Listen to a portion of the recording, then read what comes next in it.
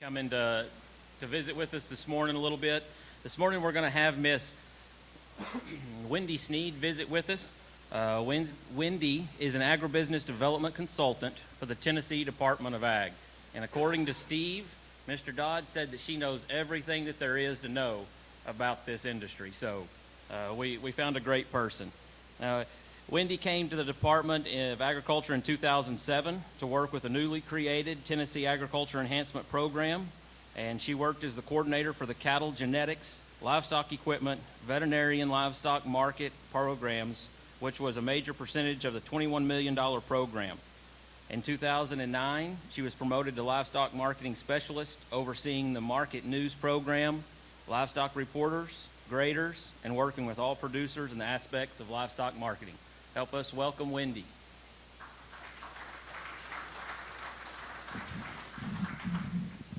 I told him I was going to use the handheld today because I tend to talk a lot with my hands, so it keeps me busy. Thanks for inviting me to come speak with y'all today. I told Colin and everybody going into this, I had a completely different aspect of what I was going to speak at or about considering Seedstock marketing to commercial buyers. In my position, I deal mainly with commercial buyers across the state with our livestock market news and market grading programs, and just all aspects. I deal a lot with value-added production, with producers marketing their own livestock. That's how I actually met Mr. Steve. If some of y'all didn't know, he actually owned a meat processor in our state, and so I have a close working relationship with our USDA meat processors in helping expand our producers' diversification of their operations. I believe as a beef producer, you don't need to have all your eggs in one basket, whether it be seed stock, registered heifers, commercial heifers, selling bulls, selling steers, selling beef. You need to have multiple options so when market variabilities hit, you still have ways to make money on your operation. So Tuesday night, I spoke with about 80 producers in East Tennessee. There was one registered buyer or one registered seller, the rest were commercial seller or commercial buyers. And just from the discussion that we had in that room last night, I completely changed my presentation into kind of what we look at in building repeat customers for your operation. A lot of the time, and I will say, just start off, don't shoot me, but we do market eared cattle off of my husband and I's operation. They are Bragus. So I understand the farther north you move, some of the issues you have with marketing some eared cattle. But as marketers, we tend to look elsewhere for our buyers, and maybe not so much in our back door in our local or regional areas. We tend to kind of search elsewhere. So that's kind of what I'm going to talk about a little bit today. As you'll see, the lovely 2-year-old. That was her 2-year-old photo, so I thought I would use it this morning. So I'm not really going to say anything that probably a lot of y'all do not know or have not heard. We're just going to kind of look at it from a different perspective maybe. So as buyers pay more for bulls, they expect more from you as a seed stock producer. So in Tennessee with the Ag Enhancement Program, when I came on board in 2007, we started and we actually cost shared on bulls to producers. So a producer could go out the first year, pay $1,500 for a bull, get $750 back, 50% cost share. And back then, I mean, $1,500, $2,000 for a bull was kind of running margin right back then for some areas. The program grew quickly, and we went up to a $1,200 cost share. So can anybody imagine what that did to bull prices in the state? They immediately doubled. So when you got $1,200 back for your bull from the Department of Ag, bull prices instantly went, every sale you went to, it hit $2,400. It just stopped. It hit $2,400. The thing that we were trying to work into commercial buyers' heads was with that $1,200, if you had a budget, say of $2,400 to go out and buy a bull at that time, why spend $2,400 and get $1,200 back? If you have $2,400 budget, why don't you use that $1,200, add on top of it, and get a $3,600 bull?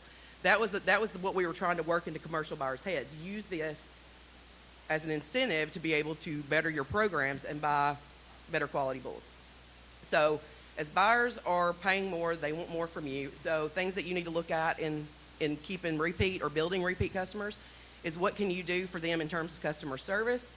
They want a relationship with you. They want to use you, or they need to use you as a resource, and you need to anticipate their needs before they know what their needs are. And I killed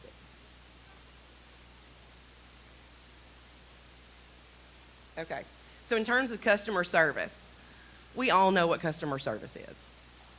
One of the main things that you need to pay attention to as a seed stock buyer or seed stock breeder is what are you doing in terms of your breeding guarantees. Do not make promises that you cannot keep. I put an example up here from Edgewood Angus. They're an Angus producer over in Virginia, as I was just doing some research.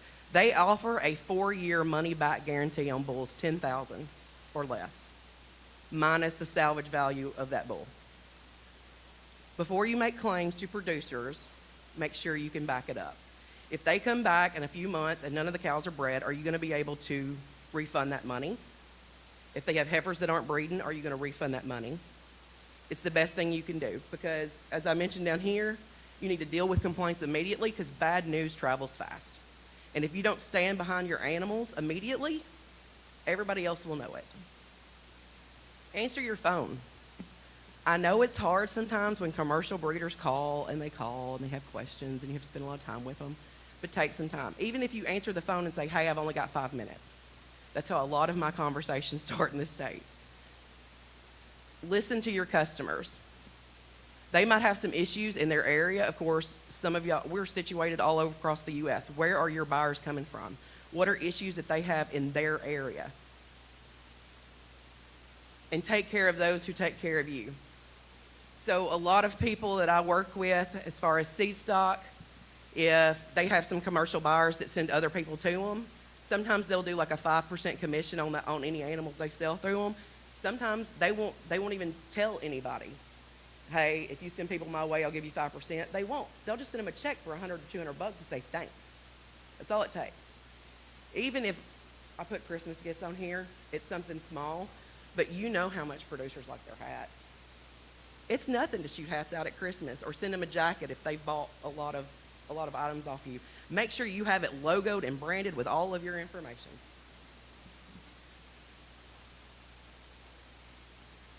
Moving into building relationships, one of the first things I did when I started with Ag Enhancement, I was immediately thrust into working with about 6,000 producers, and I think they called every day. I could have 70 to 80 voicemails a day, and it was usually the same producers calling it over and over. So what I did is I started keeping a running spreadsheet of all the producers that were calling me and what we spoke about. It was related to a cost share program, so a lot of times they would ask me questions and I would give them an answer, and so I'd make sure and document it for my use. But it turns out that if you do this with your producers that are buying from you, it could very well serve you. Keep a notebook of buyers or potential customers and notate everything.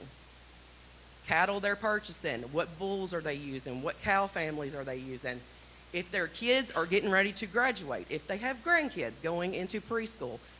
Build the relationship, know your customers. It means a lot when they know that you know who they are. Check in with them periodically. If you call them 2 to 3 times a year just to check in, a lot of the times after that bull is sold, especially through a consignment sale, if you're part of a consignor group and those bulls sell, a lot of the times the seller never makes contact with that buyer. Why not? You have an opportunity to build a relationship and have them come back for future buys. How are their calves? How's calving going? Did they buy the right bulls? Are they having any calving problems? How did their last group of calves sell? How did the last group of calves sell compared with their average market in their area? Go visit the buyers if you're in their area. What do their cows look like? Until you lay eyes on their cows, sometimes producers don't know exactly what they need, and you can look at those cows. If they're running real framey cows, you know they don't need real framey bulls. But sometimes that's what their eye likes. And if you go out there and make a few comments, you could drastically change the future of their herds. What type of bull might they need next? What are they going to be doing? Are they marketing feeder calves? Are they looking at retaining replacement females? Or, as I mentioned, are they buying or retaining replacement females? And it's a two-way street. Make sure they also know what's going on in your operation. Do you have a good group of calves coming on? Did you just wean off bulls that were exceptional? Did you just do some test data and you have amazing cost of gain? What's going on your operation? Let them know. Because when people ask them, because of course, if you go to their farm, of course, us as producers, we love to show off our stuff. I worked with Ag Enhancement. We were cost share on equipment, and producers would go, "You have to come see my new squeeze chute." People are so proud of what they have. So if you go and visit, they're going to tell everybody, "Hey, that guy that I bought the bull from, he came and looked at my calves. This is what he said. This is what we're going to do. Hey, maybe you need to call him. Maybe he can help you out." Be their resource. You don't have to have all the answers, but make sure that your buyers know they can reach out to you if they have questions, whether it be nutrition, reproduction, animal health. It's amazing how many people that we have call and get in conversations about what cattle we have available because of mine or my husband's position. My husband works he's an animal health and feed sales rep for a company in this state. So it's amazing how somebody will be calling and asking feed, and next thing you know, they're like, "Well, you got any heifers available?" I spoke at a meeting Tuesday night, and I'll get into some of this in a little bit. I spoke at a meeting Tuesday night and just mentioned that we had a good group of super baldies coming up. We have a group of bred heifers. We've got a group of virgin heifers coming up. They look great.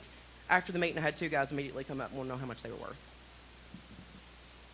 So be their resource. Be who they can call, and then you can put them in contact with somebody maybe more in their area. It also works good, especially on animal health reps, because they'll take better care of you and feed reps as well if you're taking care or sending them business. This kind of got a little out of order, but I'm going to go into a little bit about expanding local customer base. Like I said earlier, sometimes we miss the opportunities in our own backyard. And as Seedstock buyers, sometimes we're not as heavily involved in our commercial industry in our areas. So different people that you can look towards to build relationships in your area that can help you in the future. You basically want to be the person that if anybody in your area goes to somebody and says, "Hey, who's got a good bull for sale?" or "Who's got good females for sale?" your name is the first person on their lips. So building relationships, your local ag extension service, FSA offices, ag lending institutions, livestock markets, any animal health reps, feed companies, cattlemen's organizations, and especially your local breed reps. You have field reps. Use them. They are out and about doing the work for you. They're going to be in front of people that you will never know, and they're going to be selling and marketing for you. So how long does it take to shoot an email or give a call to one of your field reps and say, "Hey, I've got 5 bulls coming up. They're all half brothers. They're all weighing the same. All their EPDs are looking. Genomics look great. I'll shoot you some pictures." And the next time they go on a farm and somebody's like, "Hey, I'm needing some new bulls. I'd like them to be closely related. You know, we need some consistency." And he's like, "Oh, I just talked to so-and-so down the road. He's got 5 right now." Use them. They're there for you. Host local farm days in your area. Get people on your farm to see your cattle. There's a good chance they might not be all of your breed. We know a couple years ago, I think the running standard was 70% of the U.S. cow herd was Angus-based. There is such an opportunity for other breeds there to take advantage of if they'll do it. Sponsor local ag events in your area. Sponsor used livestock events. Get to know the kids in your area. The reason my husband got into the Brangus breed is because there used to be a group called Mid-South Juniors. The Seedstock industry would sponsor animals to the juniors. They would give them an animal, they would show it, and at the end of the season, they would sell the animal, and the youth had the purchase to get that animal. That's how he built his herd, and that's why we still have Brangus.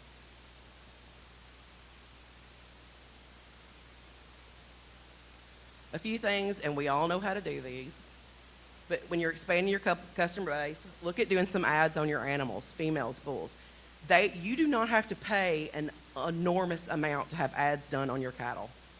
If you have a local university, college in your area that has an ag communications program, these students will help you do this.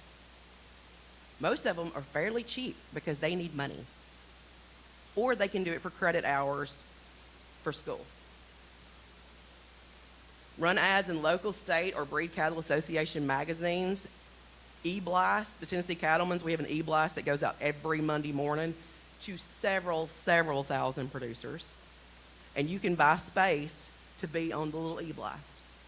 Or if you have a farm day coming up, you can put that in the E-Blast. You can write your own advertorials. So these are ads that appear to be editorials, and send them to publications in your area. You would be amazed at the publications in your area that are always looking for new content. So if you're hosting people on your farm from a university for a certain topic, like if you have a class that's doing work on genomics and you host them on their farm, you could write a short little press release on it, send it around, and see who picks it up. You're not going to hit 100% of the time, but the few times that you hit, you will get free play from it. Direct mailers. I'm not big on direct mailers, but you can use them. Social media. You can use ads on social media or boosted post. How many of y'all are on? How many have your farms on social media? If you are not there in the younger generation, you pretty much do not exist. We have farms in our state that is the prime responsibility of the child or grandchild, or that's what they do. You do not have to post a zillion times. I usually tell people try to post maybe once a week, once every other week. It can just be pictures out on the farm. You are marketing to other cattle producers. All the pictures don't necessarily have to be pretty. For the producers that I work with that are marketing value-added production, they need to have pretty pictures. They're marketing to consumers. You're marketing to other cattlemen. They're used to seeing the mud in the mud. If you're working cows, post some pictures. We do that typically. We post long posts about working cattle and vaccinating and branding. And for the consumer, they understand that we're cattlemen taking care of our product. The other commercial cattlemen, they now know that we vaccinate, dehorn, and castrate everything on our farm. They know that we're taking care, so we're marketing better cattle. Another big thing, just because you're in a consignment sale, that does not mean you do not need to market your own animals. Help these sale managers out. They're trying to market the entire sale, so you can still help by still pushing your animals that are included in that sale. Yeah, we're running on time. So anticipate your buyer's needs, as we mentioned before. Have you even seen their cattle? Are they buying bulls for replacement females? Are they buying to produce feeder cattle? How many head do they run? How are they marketing? There's a big difference in people who are marketing through a feeder sale at a sale barn or shipping out load lots. So make sure you know how they're marketing those cattle. With our cattle, we're going to get docked a little bit for ear at the market. But if we know where they're going, or if we can get with some other Brangus producers in our area and ship some baldies, we're going to get a lot more money because we can choose where those animals are going instead of just taking them to the feeder sale down the road. And we do have some amazing feeder sales in our state. We are really lucky with some of our markets that we have. Or do you have producers that you're marketing to that do value-added beef production? Are they marketing to restaurants, grocery stores? It is an up-and-coming area. I work with about 500 producers across the state that market direct meats.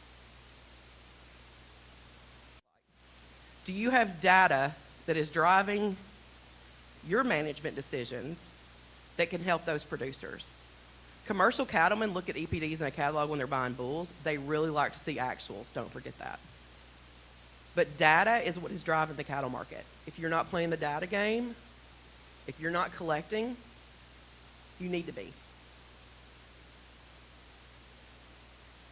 So about 4 or 5 years ago, Tom Brinks made the statement. He's president of J&F Oklahoma Holdings. Does anybody know who J&F Oklahoma Holdings is? Has anybody heard of JBS Five Rivers? Okay. Five Rivers owns the feedlots. Oklahoma Holdings owns the cattle. So you run 1.6 million feeders a year, if not more. That was about 4 years ago when this came out. So his comment was, looking in feed yards, witnessing the situation over the past 15 years has convinced me of this. Planned crossbreeding isn't the problem. Straight breeding isn't the problem. Breeding cattle with no plan is the problem. We have too many commercial cattlemen that are going out there, and they have no plan. So market them a plan. If they're running feeder cattle, how many head are they running? Are they running cows or heifers? What's their breeding season? When are they calving? When are they weeding? When are they going to market? What's their vaccination and preconditioning protocols? Do they have any vaccination and preconditioning protocols? In Tennessee, we have got a bad rep on animal health in the feedlot industry. We have. Our genetics are constantly growing. Our genetics are shooting through the roof through the Ag Enhancement Program. You're buying great bulls, but there's so many producers that aren't putting a shot in these cattle. Or if you say vaccination, they think it's one round of blackleg. They need a protocol. How hard is it for you to sit down or even type up a protocol and give it to your buyers? Hey, this is what we do on our farm. Why don't you look into it? We can get with our animal health rep and we can even price it out for you. The big thing is where and how are they marketing those calves? Once those bulls leave, you need to know what's being done with them if you want these people to come back. Depending on where they're located, are they going to be docked for a year? Can they market an entire load? What can you offer these breeders in doing all that? Genetics. In Tennessee, we preach AI. How many of y'all listened to Dr. Reinhardt, Justin, yesterday? Okay, Justin's one of the best. But we preach, through extension, we preach AI to our commercial breeders. Not just our registered, our commercial. So a lot of our commercial, if it's not an AI bull, they're not going to buy it. Genetics we know that fertility is a lowly heritable trait. It's low heritability. So you have to stack it. So on our farm, if it's a natural service calf, it's gone. She doesn't stay, he doesn't stay. They're gone. We stack AI on top of AI on top of AI on top of AI. It doesn't work for everybody. But in the farms that we live in nowadays and everything going across the nation, our big, good farms are getting bigger, and our value-added production's coming up the side, and our middle-sized farms are going out, whether it's registered or commercial. So you need to do what you can do, even if you're a smaller breeder, to set yourself apart. And smaller breeders have an opportunity that a lot of larger breeders don't. You can be in those cows every day. You can have your hands on them. You know what's going on. You know what bulls. You can, if you're AIing or doing ET work, you can make specific decisions for smaller groups. Through Ag Enhancement, we've seen a lot of commercial cattlemen spend more on bulls than some of our registered guys. Heterosis. Over 70% of the cattle population a couple years ago was Angus-based. There's such an opportunity. Heterosis in the cattle commercial herd, easiest way to put additional pounds on the ground and money in your pocket. So through the Ag Enhancement Program, I pulled the numbers for 2016 and 2017. So like I said, this is a cost share program. You get approved, you submit your paperwork. If the bulls qualify, you get 50% of the money up to, now it's $1,600. We went up to $1,600 now. So I pulled the numbers. In 2016-17, over 737 genetics payments were made on the program. 500 were Angus, or 495 were Angus. Not one was a Beefmaster. Not to say, we know there's Beefmaster bulls coming in this state. We know it all day, every day. I know people that are selling them in this room, but they're not going through this program. And this program is a good way to kind of, for us to monitor percentage-wise what's going on. I think we had maybe 15 marketed that were Brangus. We have opportunity in this state. Data. Show your EPDs, show your actuals, as I mentioned before, and know the marketing outlets. Because the easiest thing, heterosis, is increased pound, which is increased money in their pocket. And that's what they need to realize. And that's all I have.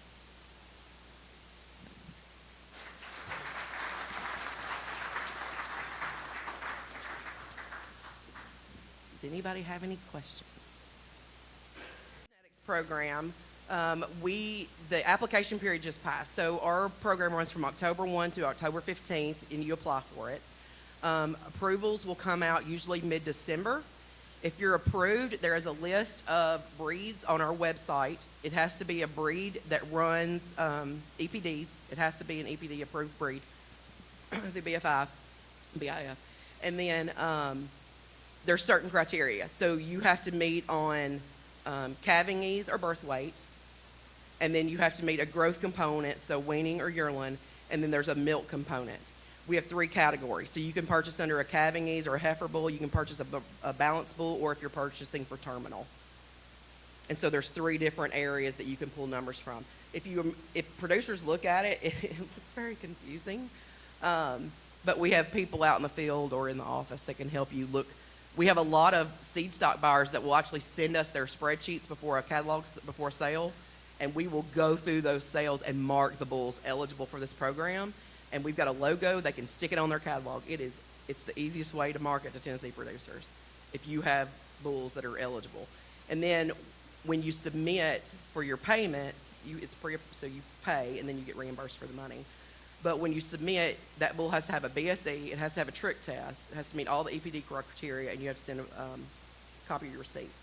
So a lot of producers, Seedstock producers that are selling in the program, when you buy that bull, they'll have everything in an envelope ready to go. So all you have to do is sign your form, stick it in, and send it in the mail. A lot of our larger producers have really picked up on how to make it easier for the buyer on that program. On the Ag Enhancement Program, we have $21 million. It originally came from the tobacco fund. Now we actually run out of the cigarette tax. So healthcare, we get $21 million up front. The rest of the cigarette tax goes to healthcare. But we have a cattle genetics, a livestock equipment, a covered equipment program, a hay storage, a grain storage, and a feed storage program. And so our producers can get 50% cost share. It's a 35% cost share unless they attend continuing education credits. So they have to go through advanced master beef courses in our state to keep their eligibility up for 50% cost share. So we're extremely blessed. Through that program, we actually have over 7,000 cattlemen's members registered in the state now, and we have more BQAs in the state than I think any other state combined. So we're pretty blessed in Tennessee. No, the bulls do not have to originate in Tennessee. You can be in Texas and be selling bulls to Tennessee.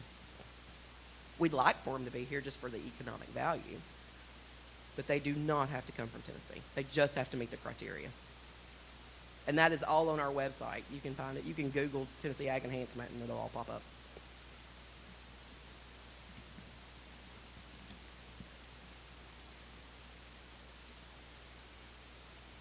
Any other questions for Wendy?